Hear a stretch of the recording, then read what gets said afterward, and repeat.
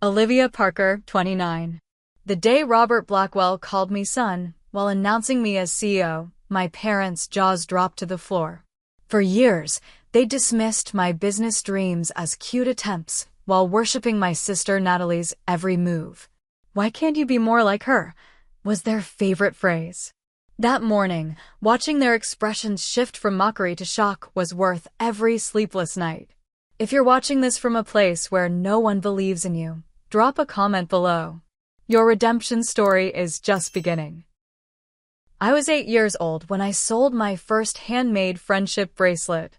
Not to my mom or a relative who felt obligated to support me, but to Mrs. Henderson, our next-door neighbor who spotted me sitting on our front lawn with a shoebox full of colorful string creations.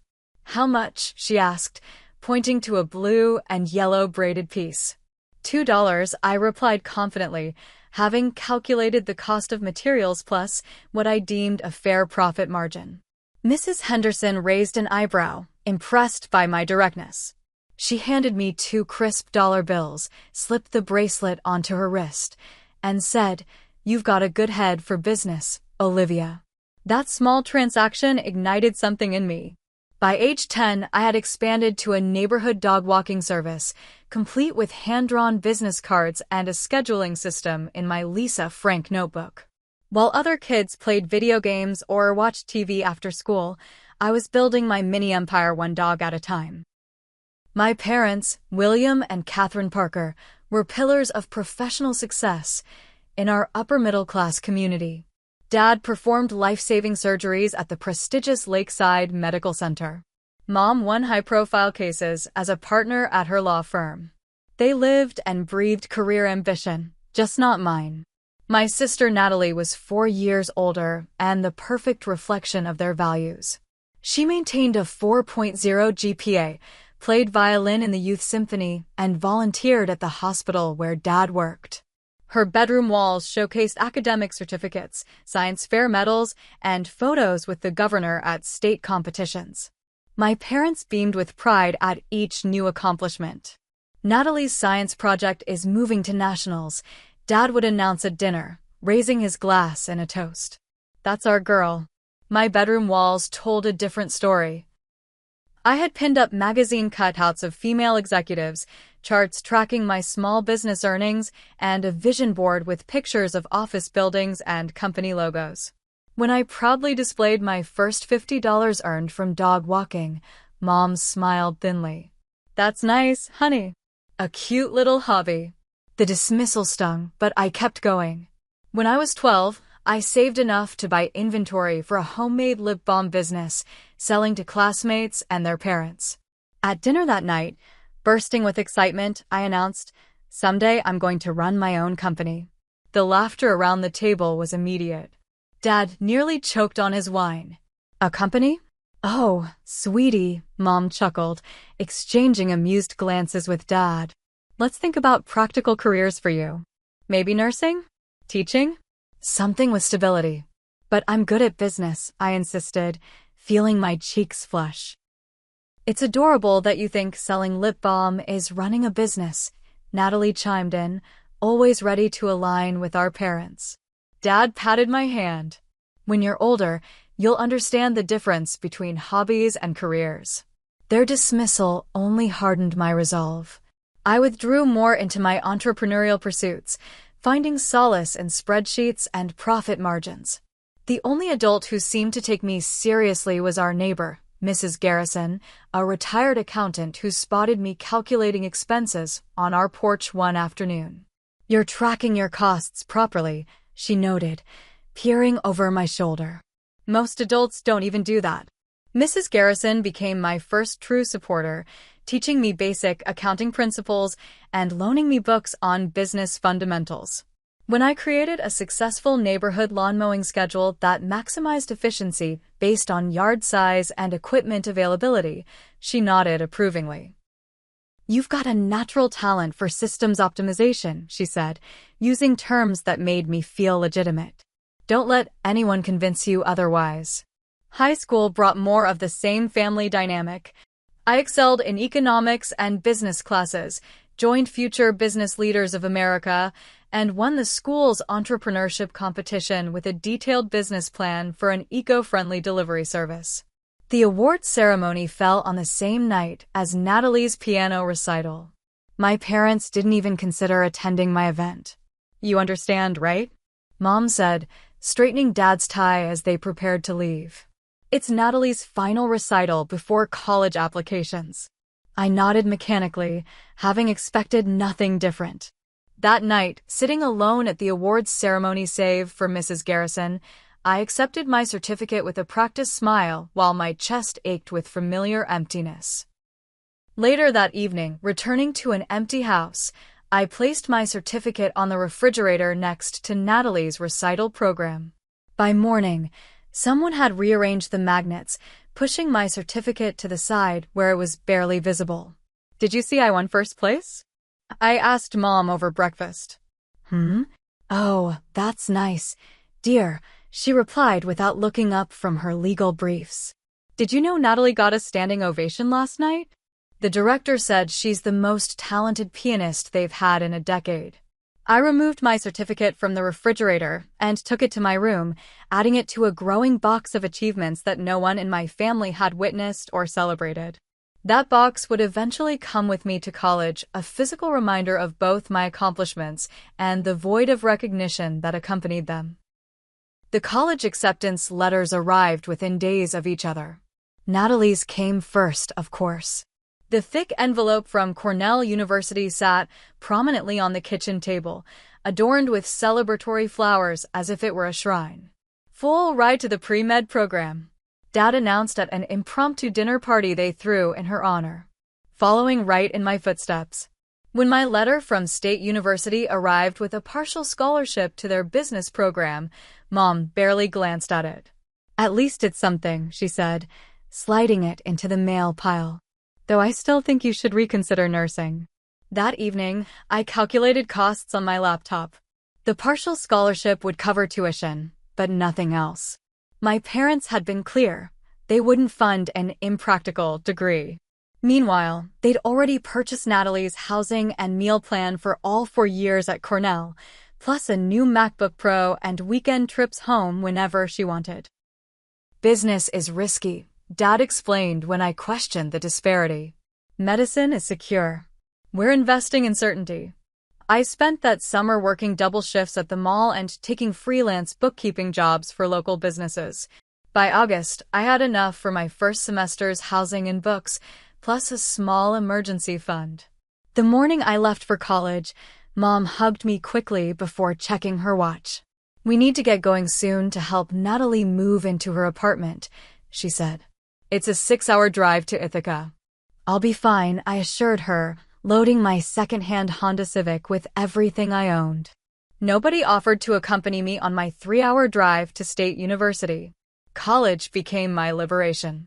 I thrived in business classes, maintained a 3.9 GPA while working 20 hours weekly at the campus bookstore and another 15 as a virtual assistant for a small marketing firm.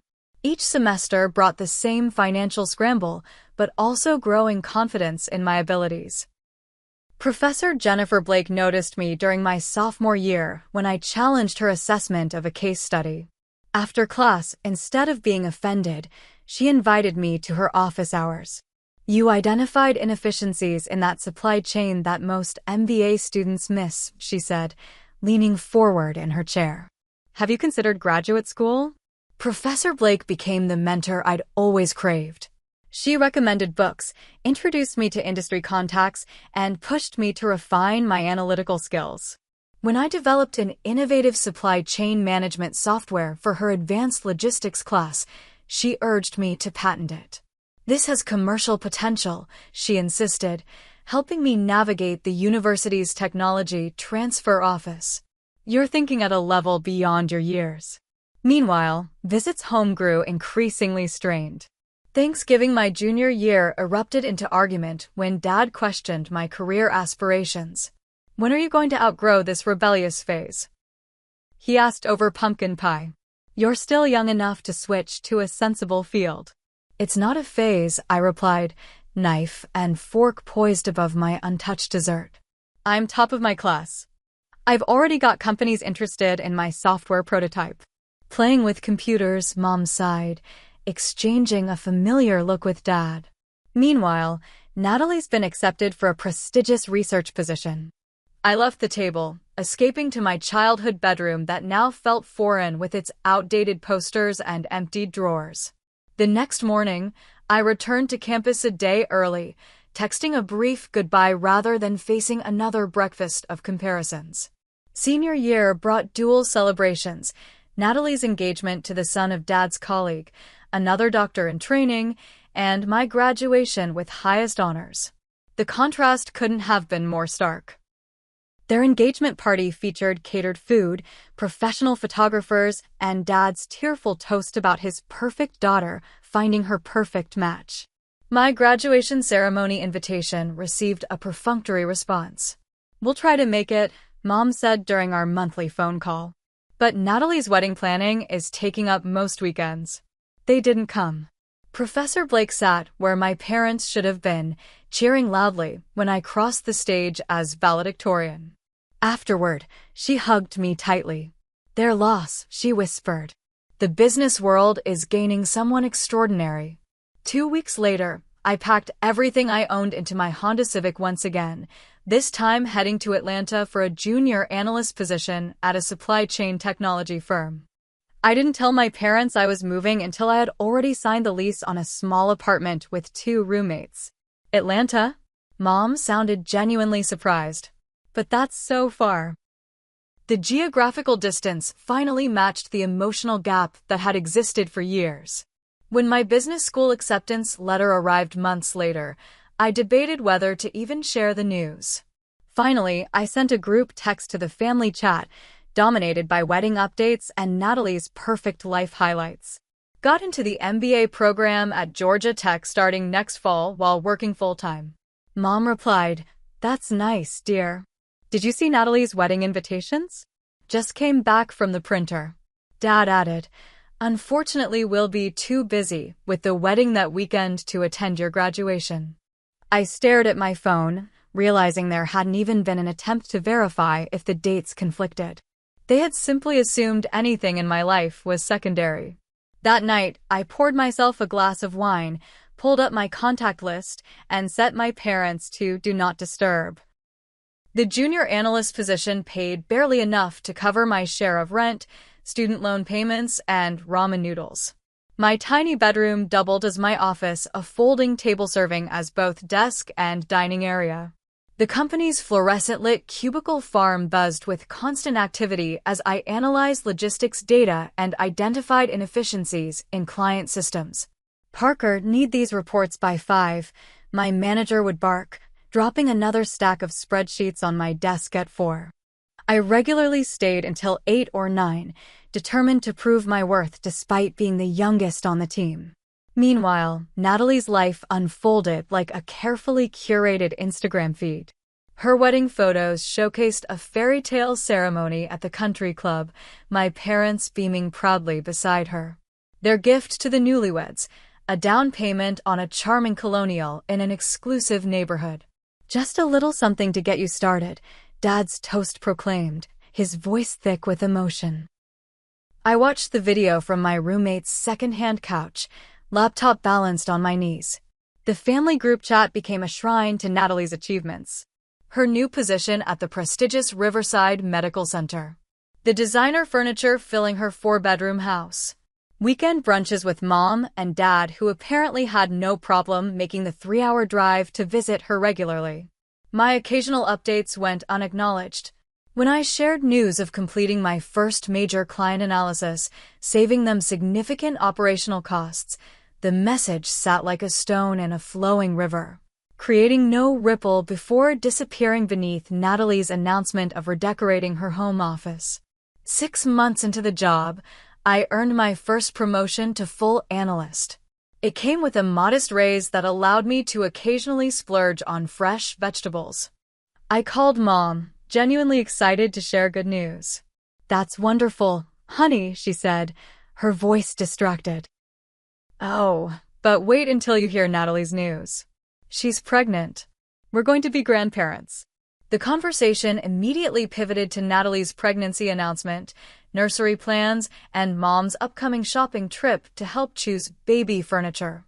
My promotion became a footnote, mentioned in passing to Dad, who had picked up the extension.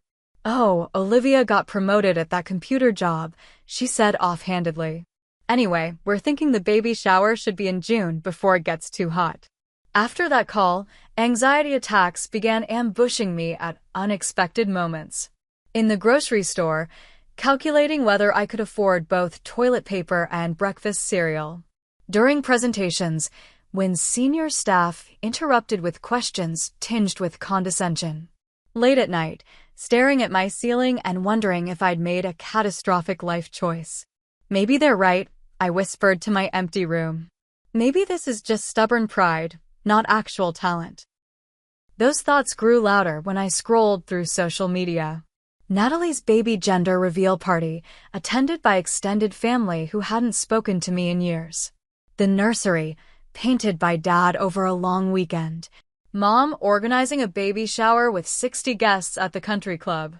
"Maybe if you'd chosen a real career like your sister," Mom said during one of our increasingly rare phone conversations, "you'd be settling down too, instead of working all these crazy hours for who knows what." The comment lodged in my chest like a splinter.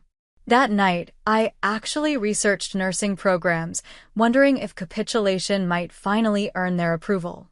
The application form sat open on my laptop for hours before I ultimately closed the tab, hands shaking with a mixture of anger and resolve. The next day, I met Tyler Williams. He sat next to me at a coffee shop where I was reviewing spreadsheets during my lunch break. "Supply chain optimization?" he asked, nodding toward my screen. I tensed, expecting mockery. "Yes." "Impressive." "I'm in manufacturing technology." "Those distribution models you're working on look sophisticated." His genuine interest was so unfamiliar that I initially mistrusted it. But over subsequent coffee shop encounters, Tyler proved to be sincerely fascinated by my work.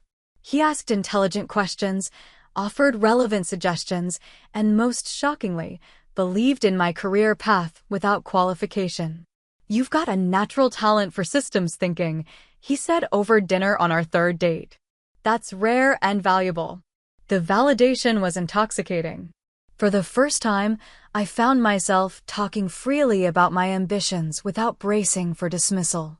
Tyler listened attentively as I described my vision for integrating AI into supply chain management. "You're going to revolutionize the industry," he said simply, as if stating an obvious fact. Our relationship progressed alongside my growing confidence at work. When Christmas approached, Tyler invited me to join his family celebration, understanding when I explained my reluctance to go home. "They've made their priorities clear," I said, showing him the family gift exchange details. Everyone had drawn names, except somehow I was assigned to buy for a distant cousin while receiving nothing in return. An oversight, Mom called it when I inquired. I went home anyway, determined to maintain some family connection. The holiday unfolded predictably. Natalie's 5-month baby bump received constant attention. Her husband James shared medical residency stories that Dad enthusiastically elaborated on.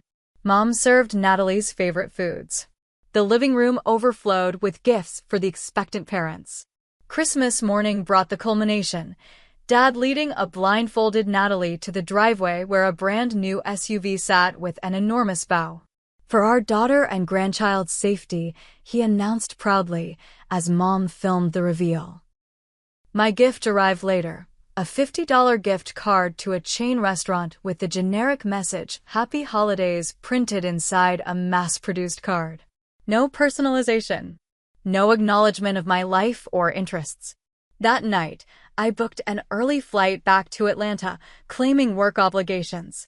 Nobody questioned it or tried to convince me to stay. As the plane lifted off, I made a silent promise to myself. This would be my last attempt to fit into a family picture where I was clearly considered an unwelcome appendage.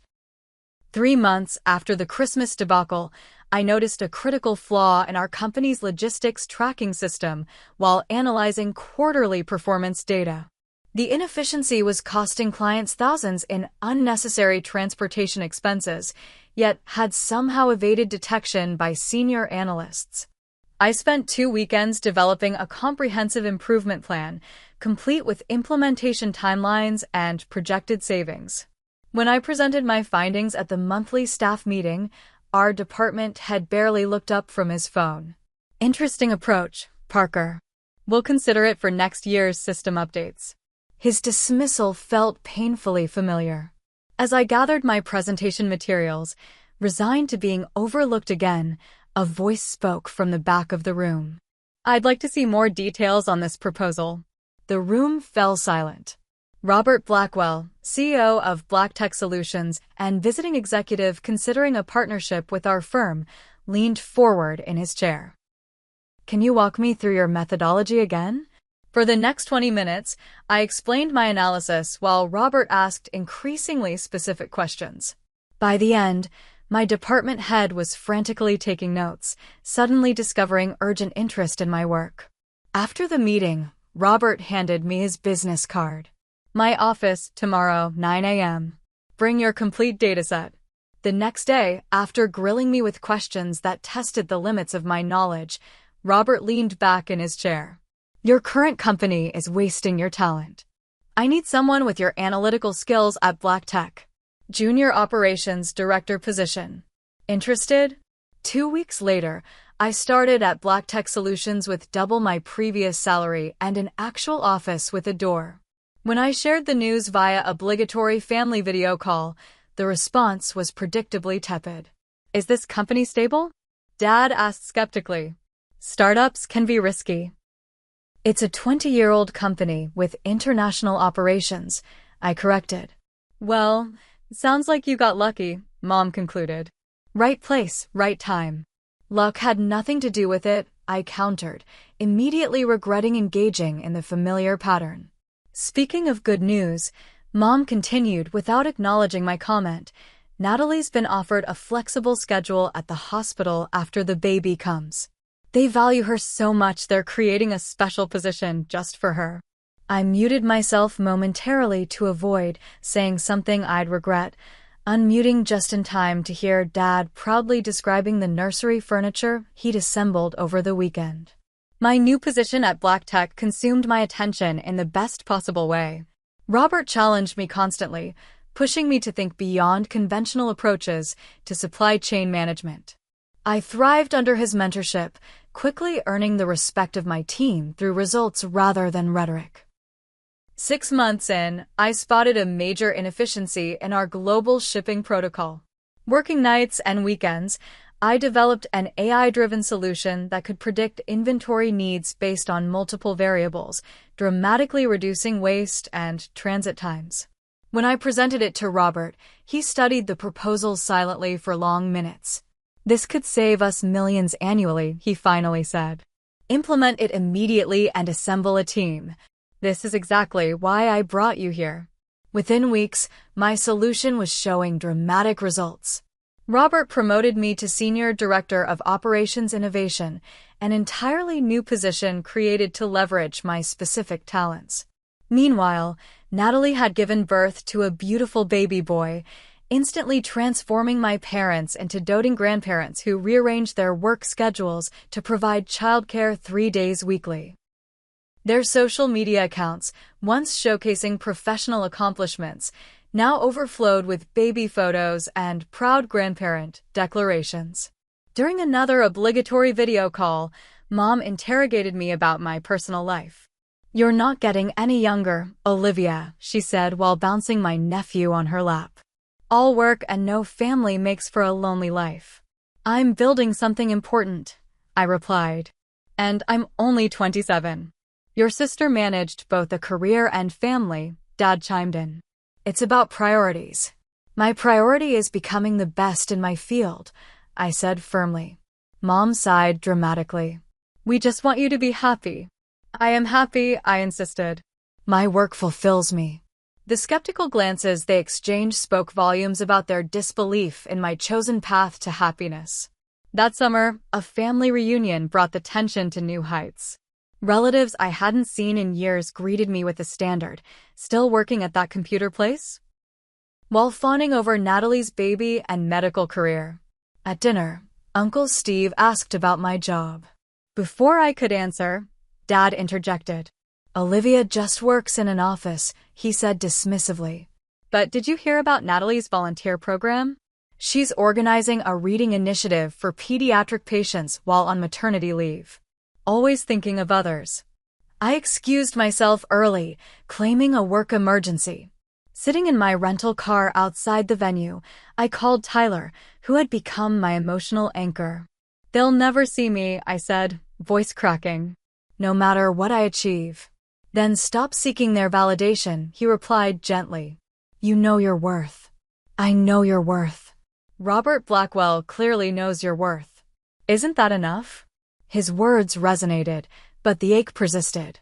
I drove back to my hotel, opened my laptop, and buried myself in work until dawn, finding solace in the logical patterns of data where emotional wounds couldn't follow. As I was checking out the next morning, my phone rang with Robert's distinctive ringtone. "Cancel whatever plans you have today," he said without preamble. "I need you back in Atlanta immediately. There's an opportunity we need to discuss. One that could change everything." The opportunity Robert mentioned turned out to be seismic.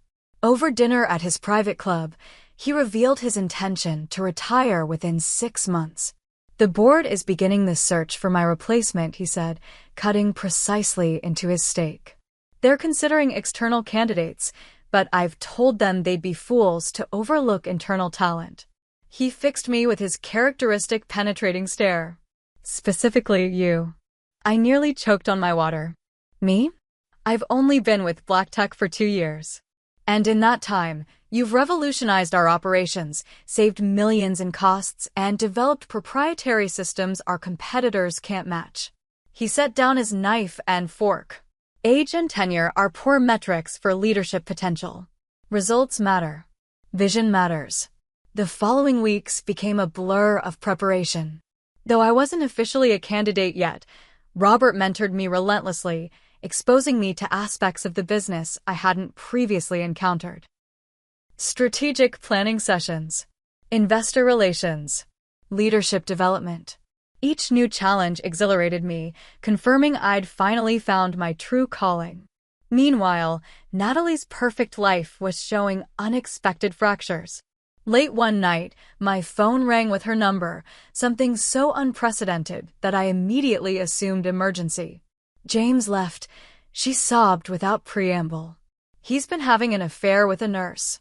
Says he feels trapped by family life."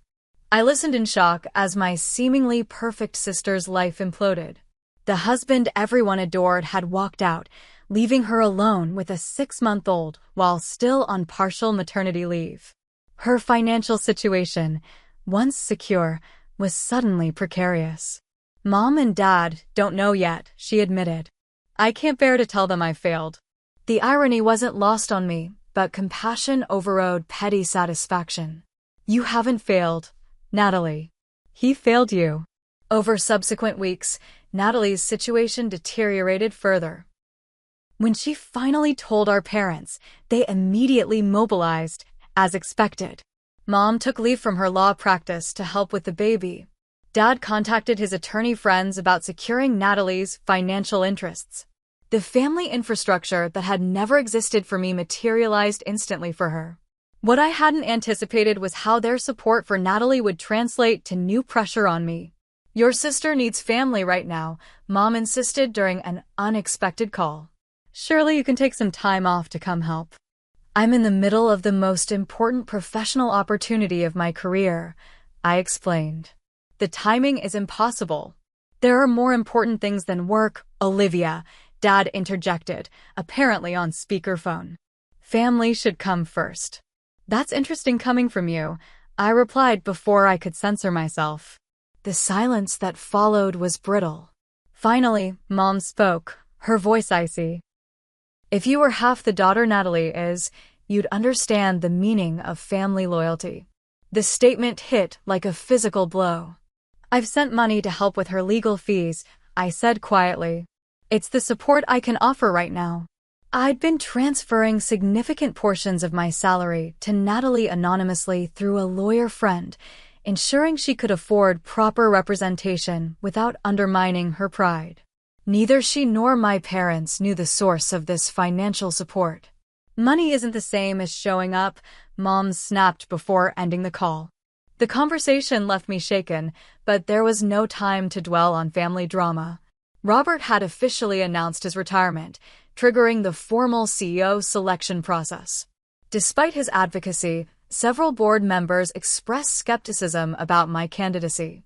"She's barely 30, I overheard one say before a preliminary interview. No matter how talented, can she really lead a company of this size?" Robert's unwavering support became my foundation. During a crucial board meeting where my youth was being debated, he reportedly pounded the table. "She thinks like I do," he declared. "She's the son I never had in all the ways that matter. Vision, determination, unflinching honesty. If you want Black Tech to continue thriving, she's not just a good choice, she's the only choice." The board narrowed the candidates to three: myself, our current CFO Bradley Thompson, and an external candidate from a competitor. The final decision would follow presentations where each candidate would outline their 5-year vision for the company. I worked obsessively on my presentation, sleeping barely 4 hours nightly. Every slide, every data point, every strategic initiative was scrutinized and refined dozens of times. Tyler brought food to my apartment, occasionally forcing me to take breaks, but understood the magnitude of what I was pursuing. The night before the final presentation, as I was making last-minute adjustments, my father called. Seeing his name on my screen at 11 p.m. instantly triggered alarm. "Dad? Is everything okay?" "Your mother's been in an accident," he said, voice unnaturally tight. "She's in surgery now. You need to come home immediately." The world tilted sideways. "How serious is it?" "Serious enough that you need to be here," he replied. "Natalie's already on her way." I looked at my laptop screen, at the presentation scheduled for 9 a.m. that represented everything I'd worked toward. "I have my final CEO candidacy presentation tomorrow morning. Your mother could be fighting for her life, Olivia," Dad said sharply. "Surely even you can put work aside for that." The "even you" stung, but I forced myself to focus. "I'll book the first flight after my presentation. It's only 90 minutes. I can be there by early afternoon. You choose work over family? At a time like this." His voice rose. "You're no daughter of mine." He hung up, leaving me staring at my phone in shock. Tears blurred my vision as I tried calling back repeatedly, getting no answer. I finally reached Natalie, who answered in a whisper. "Mom's in surgery for a broken hip from a fall," she explained. "It's serious, but not life-threatening." Dad's just upset and lashing out. Relief flooded me, followed by anger at my father's manipulative framing. He made it sound like she might not survive the night. Natalie sighed. "You know how he gets. Especially when it comes to you choosing career over family." I stayed up all night, alternating between refining my presentation and checking for updates on Mom's surgery. By morning, emotional exhaustion had left me hollow-eyed but strangely calm.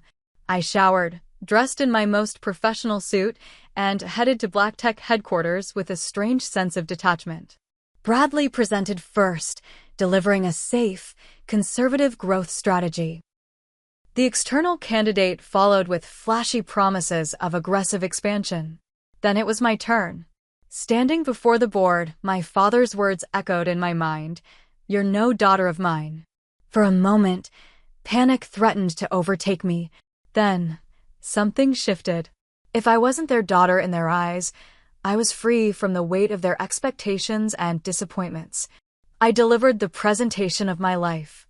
Not as Olivia Parker, perpetually inadequate daughter, but as Olivia Parker, visionary business leader. I outlined revolutionary approaches to supply chain management, strategic partnerships that would position Black Tech at the forefront of emerging markets and employee development initiatives designed to cultivate the next generation of innovators. When I finished, the boardroom remained silent for several beats. Then Robert stood, applauding slowly and deliberately. Others joined until the entire room echoed with approval. 3 hours later, Robert called me to his office. The board members were gathered, faces unreadable. After careful consideration, Robert began formally, then broke into a rare smile. The board has unanimously selected you as the next CEO of Black Tech Solutions. Applause erupted again as Robert extended his hand. Congratulations, son, he said loudly enough for everyone to hear. You've earned this through sheer brilliance and determination. In that moment of professional triumph, my phone buzzed with a text from Natalie. Mom, out of surgery. Stable. Dad, still fuming you're not here. 2 worlds, irreconcilably separate, each demanding entirely different versions of myself. The announcement of my appointment as Black Tech's youngest ever CEO and one of the few female CEOs in the industry generated significant media coverage. Business journals highlighted my rapid rise and innovative approaches. Industry publications analyzed what my leadership might mean for supply chain technology evolution. Local Atlanta news featured profiles emphasizing the hometown success story angle. I had barely processed the whirlwind when my parents suddenly took intense interest in my career. The same day my appointment made the Atlanta Business Chronicle, Mom called from her hospital recovery room. We always knew you were destined for greatness, she said, as if the previous decade of dismissal had been a collective hallucination. Your father and I were just telling the nurses about your brilliant business mind. The abrupt revision of history left me momentarily speechless. That's not how I remember it, I finally said. Oh, we've always supported your choices, she replied breezily. We just worried, like parents do. Dad took the phone. We're incredibly proud, Olivia. I've been telling my colleagues about my CEO daughter all morning. The conversation continued in this surreal vein, with my parents recasting themselves as my longtime champions. I ended the call feeling disoriented, as if gaslighted about my entire upbringing. 2 weeks later, they appeared unannounced at my office, bearing childhood photo albums and stories suddenly reframed to showcase my entrepreneurial spirit from the beginning. Remember when she organized that neighborhood car wash? Dad asked my executive assistant while waiting in the reception area. We knew then she had leadership potential. I ushered them into my office, struggling to reconcile these beaming, proud parents with the same people who had spent years undermining my confidence and choices. Mom hugged me tightly, something she hadn't done in years. We brought pictures for a profile they're doing on you, she explained, opening an album. I thought they might want childhood photos of our little CEO. The lunch that followed in the executive dining room was excruciating. My parents performed enthusiastic support for an audience of my colleagues, recounting stories of my childhood achievements they had actually ridiculed at the time. Dad told the company COO we always knew she was destined for greatness, with such conviction that he seemed to believe it himself. Throughout the meal, I maintained professional composure while internally cataloging each historical revision. Every anecdote they shared had a shadow version, the true memory of their actual reaction that contradicted their current retelling. After lunch, walking them to the elevator, I finally broke. What exactly are you doing? Mom blinked innocently. Supporting our daughter, of course. Now? I kept my voice low but couldn't contain the intensity. After years of dismissing everything I've worked for. That's not fair, Dad frowned. We've always wanted what's best for you. What was best for me was parents who believed in me, I replied. Not ones who only showed interest when my success became public enough to reflect well on them. Mom's expression hardened. We've driven 3 hours to celebrate with you, and this is how you respond? With accusations. They're not accusations if they're true, I said. You never believed in me until now. The elevator arrived, momentarily pausing the confrontation. Once inside, Dad jabbed the lobby button aggressively. We've always been supportive in our own way.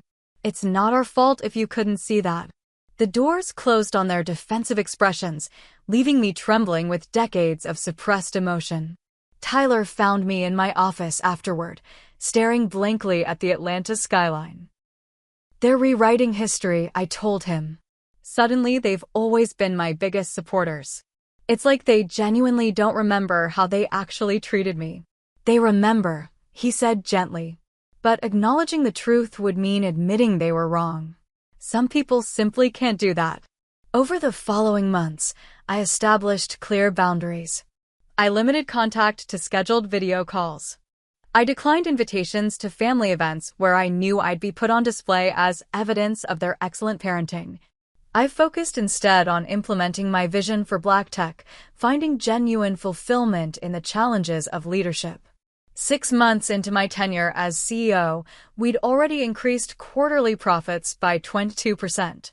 My supply chain innovation platform had been successfully deployed across our global operations, generating industry buzz and new partnership opportunities. Robert, though retired, remained a valuable mentor and friend, occasionally appearing for lunch to offer wisdom or simply share pride in my accomplishments.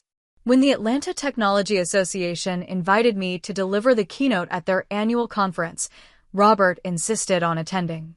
"Wouldn't miss it for anything," he said. What neither of us anticipated was my parents also deciding to attend, apparently having seen the announcement in a business publication. My speech focused on resilience and innovation, the importance of persevering through failure and skepticism. As I scanned the audience, I spotted my parents in the third row, nodding enthusiastically as if my words validated their supportive parenting rather than indicting it. Afterward, at the reception, Robert approached them before I could intervene. "You must be incredibly proud," he said, extending his hand to my father. "Olivia is the most brilliant business mind I've encountered in 40 years. We always encouraged her natural talents," Dad replied smoothly. Robert's eyebrow raised slightly. "Interesting. She's mentioned having to overcome significant family skepticism about her career path." The uncomfortable silence that followed was interrupted by the arrival of several industry leaders eager to speak with me. I navigated the conversation professionally, but the tension remained palpable. When the crowd thinned, I found myself alone with my parents, Robert having tactfully withdrawn. "That man had no right to suggest we weren't supportive," Dad said immediately, his face flushed. "He was only repeating what I told him," I replied. "The truth." "Your version of the truth is skewed by oversensitivity," Mom countered. Something in me finally snapped.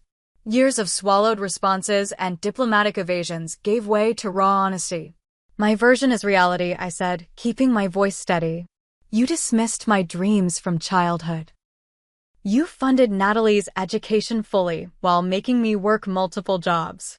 You skipped my graduations. You called my career a phase and a hobby until it became successful enough to reflect well on you." Dad started to interrupt, but I continued, years of hurt crystallizing into clear articulation. "I succeeded not because of your support, but despite its absence. I built this career while you were busy telling me to be more like Natalie. The only difference now is that my success has become too public for you to ignore, so you've revised history to cast yourselves as supportive parents." Mom's eyes filled with tears, but whether from genuine remorse or the discomfort of confrontation, I couldn't tell. Dad's jaw tightened, his default response to being challenged. "If that's how you choose to remember things, we can't change your mind," he said stiffly. "I'm not asking you to change my mind," I replied. "I'm asking you to acknowledge reality. We can't have an authentic relationship if it's built on a fiction you've created." They left shortly afterward, the air between us thick with unresolved tension. That night, I sat on my balcony with Tyler, watching the Atlanta skyline shimmer with possibility. "Do you think they'll ever acknowledge the truth?" he asked, arm around my shoulders. "I don't know," I admitted. "But for the first time, I'm okay either way. My worth isn't determined by their recognition of it." I leaned my head against his shoulder, feeling strangely liberated. The confrontation had lanced a wound that had festered for decades. Whether it would ultimately heal or sever the relationship completely remained to be seen, but at least the poison of unspoken truth had finally been released. 6 months into my CEO role, Black Tech was thriving under strategies that balanced innovation with sustainable growth. I'd assembled a leadership team that complemented my strengths, implemented policies that improved employee retention, and initiated partnerships that positioned us for long-term industry dominance. The professional validation was deeply satisfying, but the personal landscape remained complicated. After our confrontation at the technology conference, communication with my parents lapsed into strained monthly calls. They maintained their revisionist version of the past, but with less conviction, occasionally allowing cracks in the facade that hinted at potential self-awareness. Natalie, surprisingly, became an unexpected bridge. Her divorce finalized, she was rebuilding her life with more authenticity than I'd witnessed before. When James left, he'd shattered not just their marriage, but her carefully constructed perfect image. In the rubble, she seemed to be discovering her actual self. I never really wanted to be a doctor, she confessed during one of our increasingly frequent calls. I just wanted Dad's approval. This revelation created a new connection between us. During a weekend visit to Atlanta, I helped her explore career options better aligned with her genuine interests. She'd always loved design and organization, talents subsumed by family expectations. When I suggested corporate event planning, something sparked in her expression. I could actually see myself enjoying that, she said wonderingly. I introduced her to Black Tech's events director, who offered Natalie a chance to assist with our upcoming client conference. Her natural talent for creating seamless, elegant experiences immediately shone through. By conference end, she had job offers from 2 attending companies. You saw something in me that I couldn't see myself, she told me afterward. Just like Robert did with you. The parallel wasn't lost on me. While helping Natalie find her authentic path, I was indirectly healing my own wounds, breaking the cycle of prescribed expectations that had constrained us both. Meanwhile, I had begun working with Dr. Melissa Chin, a therapist specializing in family dynamics and childhood emotional neglect. These sessions helped me untangle complex feelings about my upbringing without minimizing the genuine hurt. Your success despite lack of support is remarkable, Dr. Chin noted during one session. But acknowledging the pain doesn't diminish the achievement. Those conversations helped me understand that forgiveness wasn't about excusing my parents' behavior or pretending it hadn't affected me.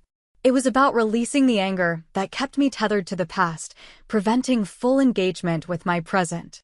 3 months after our confrontation, my mother called on a Sunday evening, her voice uncharacteristically hesitant.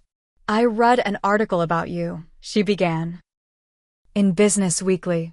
You mentioned Mrs. Garrison as your childhood inspiration. I waited, unsure where this was heading. I didn't realize she'd taught you accounting principles, Mom continued. Or loaned you business books.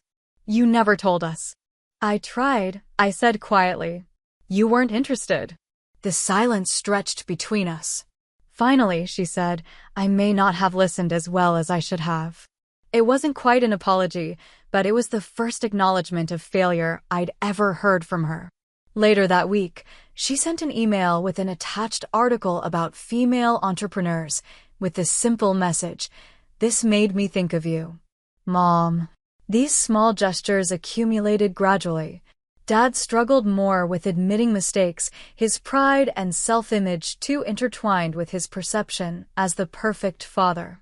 But even he began making efforts, awkwardly asking questions about my work during video calls, visibly concentrating to understand concepts outside his medical expertise.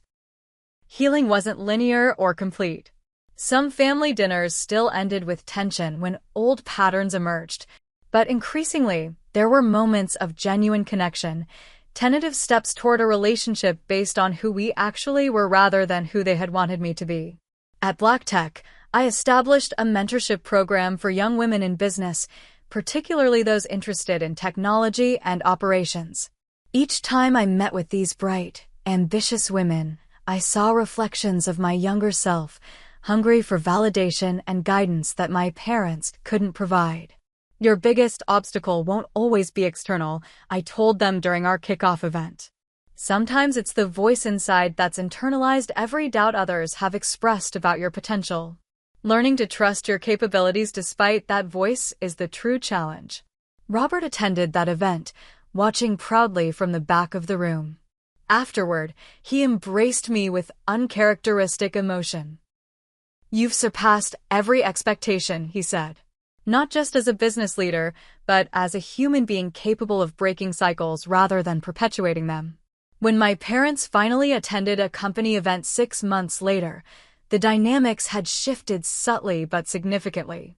Dad stood awkwardly in the corner, clearly uncomfortable in an environment where his medical credentials carried no special weight.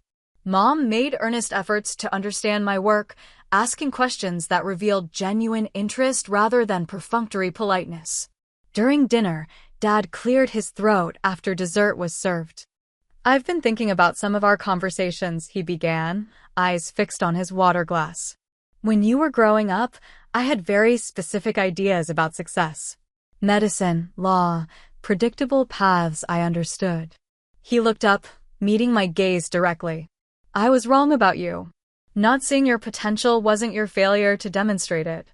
It was my failure to recognize it." The admission, clearly difficult for him, hung in the air between us. I reached across the table and squeezed his hand briefly. "Thank you for saying that," I said simply. That evening marked a turning point. Not complete healing, but an honest acknowledgement of wounds and a mutual willingness to build something healthier moving forward. 2 years into my CEO tenure, as BlackTecha's market position strengthened and my leadership style matured, Tyler proposed during a weekend hike to a mountain overlook. The same man who had supported my ambitions without question, who had held me through disappointments and celebrated victories, now asked to formalize our partnership. "Yes," I said immediately, laughing through happy tears as he slipped a simple, elegant ring onto my finger.